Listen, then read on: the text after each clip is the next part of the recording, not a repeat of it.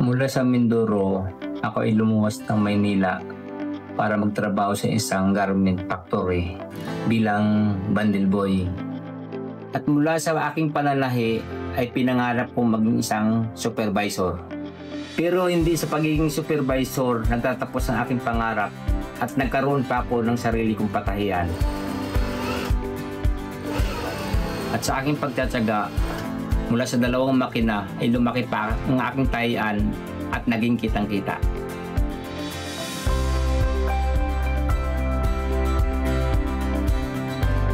Ayan na nga, nag-uumpisa na ngayon mag-pattern na itong si Kuya Melvin Gayatano, no? At makikita nyo ang kapal pala ng pinapattern niya. Ilang piraso to? Ilang piraso to, Kuya Melvin? Ito ma'am, ay 10 piraso pa lang po ito kasi hindi po ako tapos sa pagkakat. Pati ka muna, Kuya Melvin. Good morning sa mga mga kabarangay natin. Sa mga good morning kabarangay. Binabati mo taga kabarangay. Yan, magandang umaga. So, eto, isang cut ang gagawin mo rito. Isang mabilis na cut yan. Saan mo kinakating ito? Dito po sa amin, kinakat po ito ma'am. Hindi po, sa cutter po ang ginagamit namin. Ito po ang cutting machine namin. Yung malaki po. Opo ma'am. Usually, pag cutting pa lang, gano'ng katagal nakakain ng Pag makapal po ang aming kinakat ma'am, madali lang po siya. Pagka-cutting machine po ang gamit po namin sa amin. Mabilis. Ito yung gagawin natin ngayon. Ano po ito? T-shirt, blouse? Ay, hoodie po ito ma'am. Opo, hoodie po. Kadalasan, meron na kayong kliyente kapag meron mo kayong tinatawag. Yes po ma'am, sila na po ang nagdadala natin. So, ang nangyayari dito, pattern, tapos dito yung nagka-cutting. Ano pa po ang mga nangyayari dito sa mahabang table na ito? Pattern, sewing, naglalagay po kami ng butones. Ay, hindi po, Dito lang sa area na to, ano po ang mga ginagawa dito sa area na to? puro po cutting lahat ito ma'am. Puro cutting. Meron ka na ring tauhan. Yes po ma'am. Mula nag-umpisa ka sa ilang taon? Dati po ma'am, 2 lang po kami mag-asawa. Oo, ngayon, ilan na? Ngayon, 9 na po kami. Mahirap po ba nung nag-start kayo o madali lang? Sa pag-start namin ma'am, medyo mahirap. Pero sa katagalan na, medyo madali na. Kasi may mga kasama na kami mga mananahi. Pero nagtrabaho ka rin sa garments, kaya mo rin pinasok to o paano? Saan ka kumuha ng ideya? Saan ka kumuha ng skill na meron ka or mga skill na meron? Dati po ma'am, pumapasok po ako bilang bundle boy sa... Yung bundle boy? Yung utosan po ma'am, taga-bundle po ako ng... Taga-bundle? Yung inaano yung mga tela? Opo, taga-tali po naman. Magkano? Nung araw pa ma'am, may 90 pesos lang po ang isang araw ko eh. Mahaba pala ang pinagdaanan nitong business. Oo ma'am, pero hindi pa nagtatapos dun ma'am dahil malakas ang loob ko. Nag-apply po ako bilang sample maker. Okay. Ano ang ginagawa ng sample maker? Yung gagawin ko yung sample maker para ipadala ko dun sa kliyente ko para ipa-approve. At pag na-approve, igagawin na po namin. Okay, so nandito yung cutting, yung pattern. Sa loob, ano naman?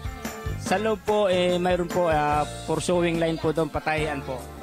Kuya Tony Pet, ayun si Kuya Tony Pet. Halika, Tatay, dito naman love, ito ang teritoryo ni na Annalyn at mga kasamahan niya. Mula dyan, ang pattern na ginawa ni Daddy, dadalhin dito sa ating prep operator, si Annalyn. Good morning, Annalyn. Good morning po.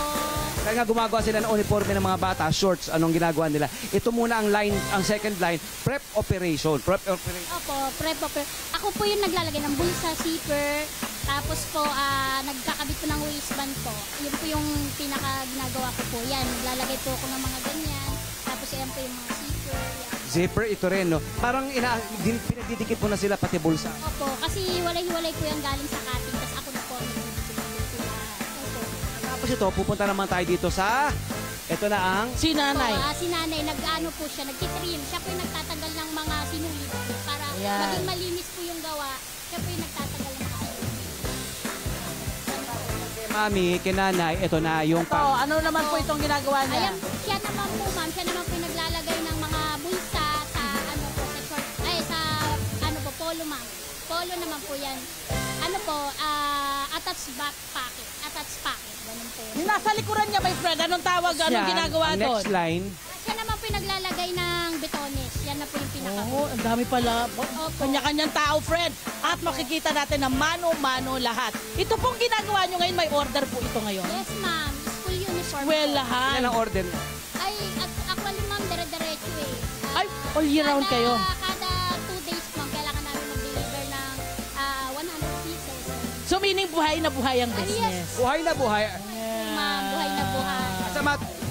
Sa matter of fact, itong kanilang tahian na ito, abay na-acquire na nila, unti-unti partially binabayaran na nila. Galing! Oo, umamo po. Eh, kung meron ho kayong parang payo sa mga gustong pasukin ng ganitong negosyo, ano yung mga matitinding kailangan merong karakter kayo para mapagtagumpayan nyo yung business?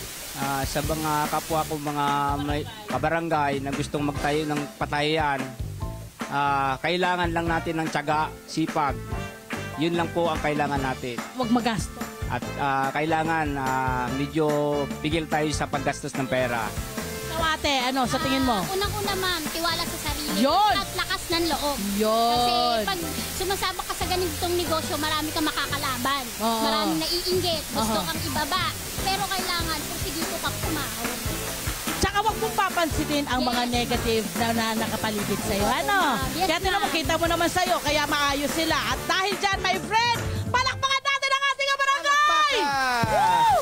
Pati si nanay na senior, imagine mo, nakakapagtrabaho pa siya. Ano pa ang ginagawa Kung nila rito? ini-employo nyo yung mga matatanda, yung mga senior, bakit nyo ini-employo yung mga Kasi ma'am, sila mismo ang nag-aano sa amin kaysa daw nakahiga. Opo, kaysa hihiga-higa, mahina yung katawan nila. Mas gusto nila yung na-exercise. Love Tony Bell.